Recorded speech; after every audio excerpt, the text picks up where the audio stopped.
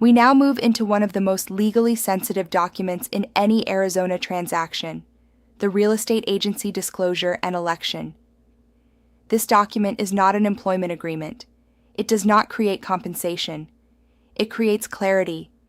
It defines who represents whom, what duties are owed, and what limitations exist. Agency confusion is one of the fastest ways to create lawsuits and ADRI complaints.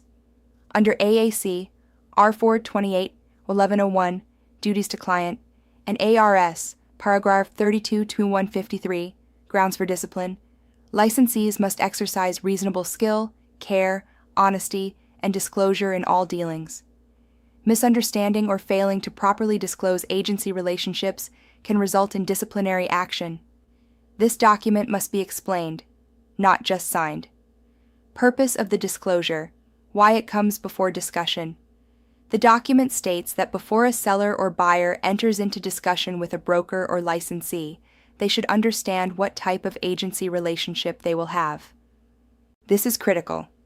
Agency relationships determine fiduciary duties. Fiduciary duties include loyalty, obedience, disclosure, confidentiality, accounting. Without clarity, a consumer may assume you represent them when you do not. That assumption alone can create liability. Discussion. Question: why must agency be disclosed before substantive negotiations occur?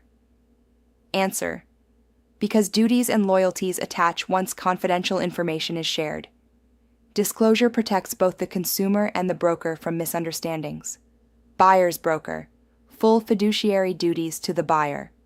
When acting as a buyer's broker, the broker represents only the buyer, even if compensation is paid by the seller. Compensation source does not determine agency. Representation does. The buyer's broker owes fiduciary duties exclusively to the buyer. That means advising the buyer on negotiation strategy, keeping the buyer's financial limits confidential, disclosing material facts affecting value, acting solely in the buyer's best interest. The document also clarifies that other buyers represented by the same broker may pursue similar properties.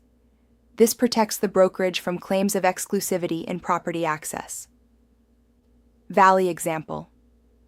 If Shane Dodd at Realty One Group represents two different buyers both interested in the same Gilbert property, he must treat both fairly. He cannot disclose one buyer's maximum price to the other. Discussion. Question: if a buyer tells you they would pay $20,000 above list if necessary, can you disclose that to the seller? Answer: no. That is confidential information protected under fiduciary duty. Seller's broker: fiduciary duties to the seller. Under a listing agreement, the broker represents only the seller. The fiduciary duties are owed to the seller. That includes advising on pricing strategy, protecting seller's negotiation position, keeping seller's minimum acceptable price confidential, disclosing material facts to buyers as required by law. The clause stating that other sellers may list similar properties protects the brokerage from claims of exclusivity in marketing. Example: Realty One Group may have 5 listings in Chandler within the same price range. Representing one seller does not prevent the firm from listing competing properties. Discussion. Question: if a seller tells you they are getting divorced and must sell quickly, can you share that with a buyer? Answer: no, unless authorized in writing. That information affects negotiation leverage and is confidential. Limited representation, representing both buyer and seller. This is often referred to as dual agency, but legally termed limited representation broker in Arizona. A brokerage may represent both buyer and seller in the same transaction only with informed written consent from both parties. When this occurs, fiduciary duties are limited. The broker cannot advocate exclusively for one side. Certain disclosures are restricted. The document clearly states, the broker cannot disclose that the seller will accept less than list without written authorization. The broker cannot disclose that the buyer will pay more than offered without written authorization. Conflicts in loyalty and confidentiality exist. This is not a minor detail. It is a significant shift in the broker's role. Valley example. If Realty One Group lists a Mesa home and an unrepresented buyer contacts the brokerage directly and the brokerage chooses limited representation, the agent must act neutrally and cannot favor either party. Discussion question. Why is limited representation considered a higher risk agency relationship? Answer. Because conflicts of loyalty and confidentiality are built into the structure. The broker cannot fully advocate for one party without disadvantaging the other. Reasonable skill and care. Duties owed to all parties. Regardless of representation, the broker must exercise reasonable skill and care, be truthful and honest, disclose known material adverse facts. This is required under AAC, R4 28-1101, and Arizona case law, such as Hill v. Jones, which reinforce disclosure of material defects. The disclosure also references ARS, paragraph 32-2156, regarding what is not required to be disclosed: natural death, suicide, homicide, HIV/AIDS, or similar non-transmissible diseases, proximity to sex offenders. This statute protects sellers and brokers from stigma-based claims. However, material physical defects must still be disclosed. Discussion. Question. If a property had a roof leak repaired last year, but no current damage, must that be disclosed? Answer. If it materially affects value or indicates potential ongoing issue, yes. When in doubt, disclose. The warning.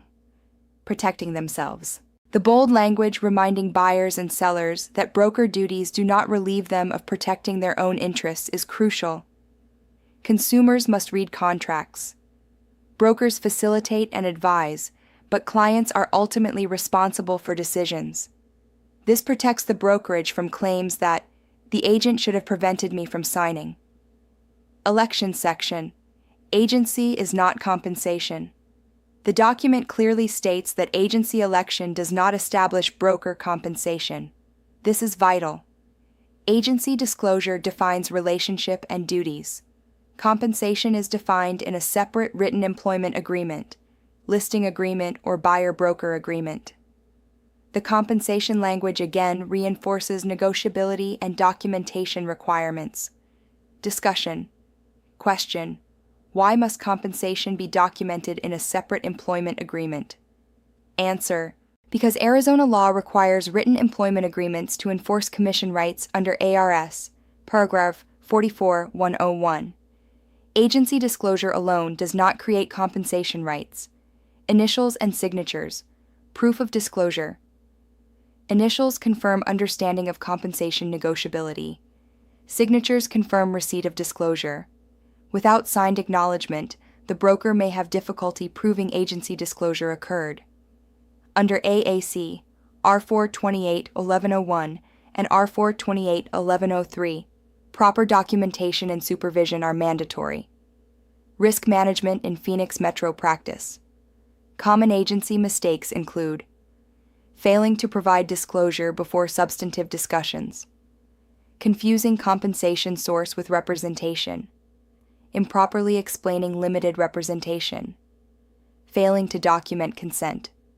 In a competitive Gilbert market with in-house buyer inquiries, limited representation situations are common. Clear disclosure prevents future disputes.